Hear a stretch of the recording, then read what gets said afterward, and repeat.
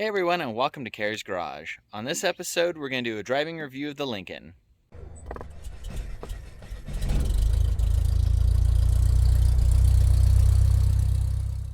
So we're not really going to review the Lincoln since I already did that in my first video, link down below in the description. But this one, what we're going to do is we're going to set up a camera, kind of been playing around with doing this, and we're just going to drive it around a little bit and talk about how it drives and kind of living with an old 70s Lincoln.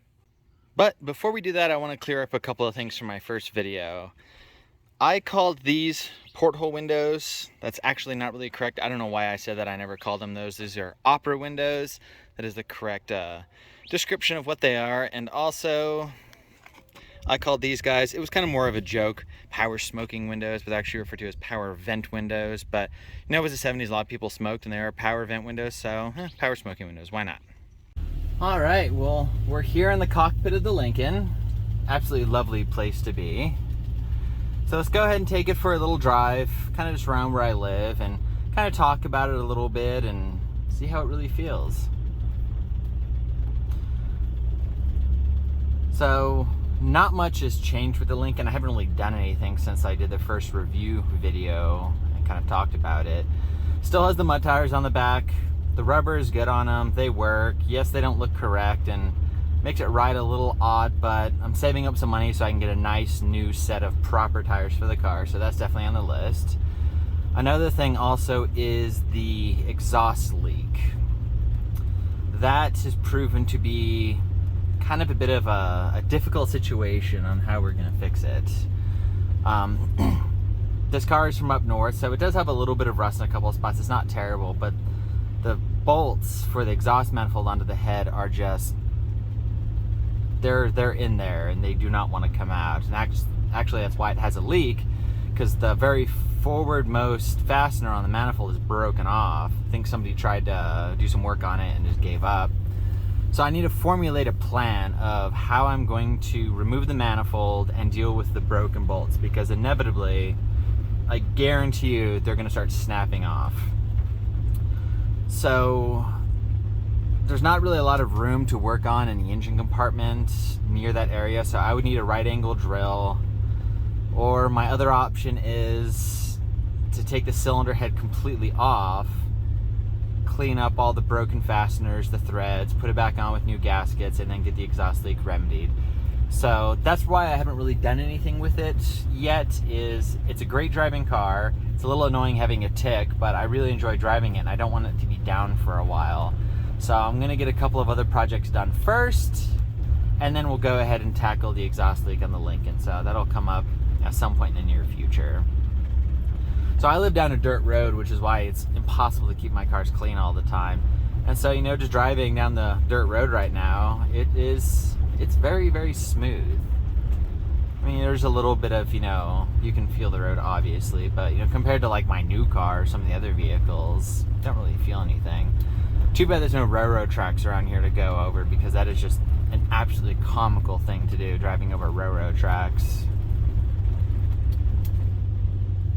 So let's see, let's go this way.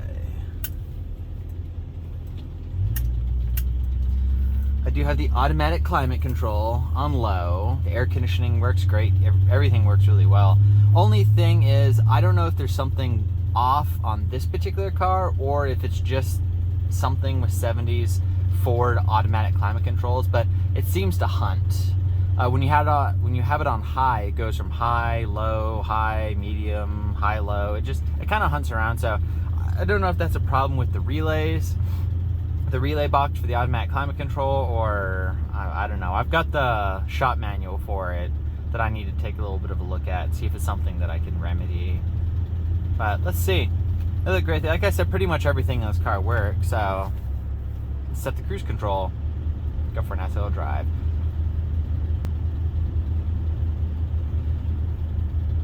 Driving a 1970s big American barge like this is absolutely amazing. I mean, it's so comfortable. These seats, these pillow top seats with the split bench, it's just a place that you get into, you kind of sink into the seats, get super comfortable, and you just go.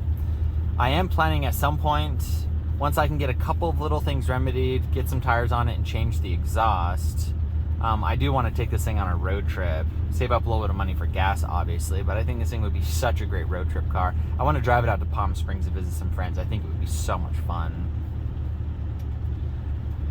The other plan is I want to change out the exhaust that's on it. The previous owner put, like I said in my first video, put a new exhaust system on it, and the mufflers are a little too loud for this car. I'll probably gonna take the mufflers and put them on my truck. It would sound great on that, but on this car it's got a little bit too much of a burble sound coming out the back, which is cool, but on this kind of a car, I'm not really into it. And on the highway at 65, 70, it has a little bit of a drone that I find to be amazingly annoying, so I would like to get rid of that. And overall, in general, I do drive this car fairly regularly, probably once or twice a week. I work really close to my house, so I don't really worry about gas in this because I'm not driving across town, drinking gas. So I drive it to work every so often. I go to the grocery store, which when you drive this thing to the grocery store, it's absolutely hysterical. You park in a normal parking spot, and you look back, and it's hanging out by like 3 feet. Can't ever miss it, but it can be a little bit of a challenge to park sometimes in a crowded parking lot, especially with the overhang on the front hood. Kind of got to take some wide turns, and usually got to back up and go for it again. But all comes with the territory of driving such a large car, which overall I love. I absolutely adore this car. I am beyond so happy that I found it, the deal happened, and I was able to fix it, and we enjoy it, because it is such a wonderful driving car. If it didn't get such terrible gas mileage, I would drive it all the time, but I only drive it across the city every once in a while. And of course, one of the great comical factors of this car of the era, you got the original Philco radio with 4 speakers and the 8-track. You got some 8 tracks here. I won't play it for you because I can't. But the 8-track works decently. I don't know if there's a weird alignment with the head or if the rubber roller has gotten a little bit hard because the tape, it doesn't seem to really play right. So I need to look into that. But the biggest problem with this radio is the tuner dial is hypersensitive. If you set it to a channel and you hit a slight bump or anything, it'll just kind of veer off that channel a little bit, so you're always sitting there tuning it. I don't know if that's just how this radio is or if there's something wrong with this radio, but it works. The speakers are pretty terrible. I mean, it's not the great sound. I would like to at some point tear all the speakers out, put brand new speakers in just to make the sound a little bit better. The one on the passenger front door seems to kind of float in and out. It doesn't really work all that well, but it's all on the list of the little things I'd like to get done to it. One of the funny things I always wonder about is when people see me driving this car. I'm a younger guy. I'm in my mid-30s. And I just wonder when people see, me or Zach driving the car, if they're just like, oh, I wonder if they borrowed that from their grandmother, someone in the family. No, it's 100% our car. We own it. My grandmother did have an early 70s Ford LTD station wagon, but I don't really think any of my family members ever had a Lincoln or a Cadillac or anything this big. The wagon was very big. But yeah, I just kind of wonder what people's impressions are when they, see us driving this car. I'm sure they're taken aback. But you don't really see cars like this on the road much anymore. It's fairly uncommon, unfortunately. But at least I was able to get this one and bring it back to life and enjoy it. I definitely do have quite several more plans for it. I definitely need to get the vinyl top replaced. That is for sure. It's a little pricey. I've gotten some quotes, and I really got to save up some money for it. But I would like to get that done, and I really would like to get it repainted, get a little bit of the body work fixed up on it, and just get a nice fresh coat of the jade metallic paint on it. This car would just be absolutely stunning. The interior is in incredible condition. It's a little bit of showing some age on it, but other than that, it's absolutely beautiful. So if I can just get the outside looking equally as nice, that would be absolutely fantastic. But like I said, with a lot of things, just gotta save up some money and just make some plans down for the road for that. But for now, it's just a great driver, and I just, like I say, I really enjoy driving it. I'm just even going out like today, just filming this video. I'm just gonna take a stroll around where I live, and it's wonderful. There's some pretty big divots in the road that I'm going over right now, and yeah, this thing just soaks them up.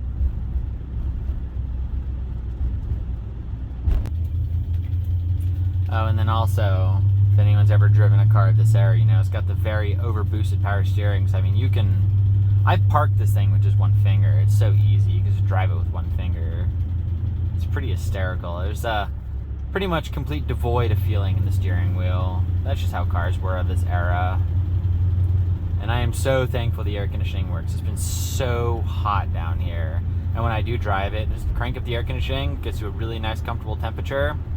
It's great to enjoy. I love having an older car with air conditioning. There's a lot of the other vehicles I have in the collection, you know, primarily drive them when it's cooler outside because it can get pretty miserable driving a classic car at 100-degree weather. Done it many times, but I don't know, the older I get, I've discovered I've gotten a little bit more sensitive to the heat, and it's harder to do. So having the air conditioning makes this a great vehicle to enjoy anytime, really. And one of the things I've seen, I've gotten a few comments already on it on the first video. You know, there are some people that, you know, poo-poo these cars and this era of cars. And yes, I will admit, American cars of the 70s did not exactly have the best quality control. Everyone knows that, but now they're just really neat, classic cars. And sure, there's some weird quirks and some parts can be a little difficult to find, but I highly recommend, if you get the chance to get a big American barge, buy it. Absolutely buy it. They will bring such an amount of enjoyment to you. The driving feel is absolutely incredible. Cool old Chevy. So one great thing about down here, kind of on a side subject, is our climate is really great for classic cars. So you see classic cars driving around all the time, and where I live, there's a lot of old cars that drive around. A lot of people have gotten to know me, and of course, you like to wave. It's actually my boss. I saw him at the convenience store. But yeah, anyways, big land barges. Highly recommend buying them. You know, especially in Ford parts, Chevy parts, you know, they're not too hard to get. I've got some European cars, excuse me, that, you know, parts are insanely expensive for them. But, you know, they're really not that bad. Sure, there's a couple of, you know, unique things to like the Lincoln that can be a little difficult to get. You know, if I need to get some of this green stuff, I have no idea. But definitely recommend getting these big American cars. I would love to get my hands on a big 70s station wagon. A Mercury Colony Park would be top of my list. But I also really would like to get a Cadillac. Still really don't know which one I would get. There's several different generations of Cadillacs that I would love to get my hands on. But for now, I'm kind of on a car buying freeze. I need to really focus on all the current projects I have. I need to get more stuff going, get a lot more fixed.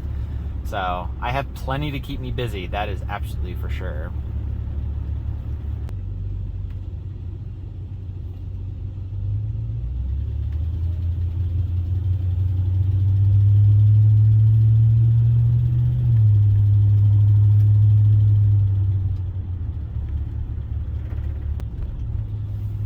One of the other things I'll just mention real quick, you know, about the comfort of cars like this.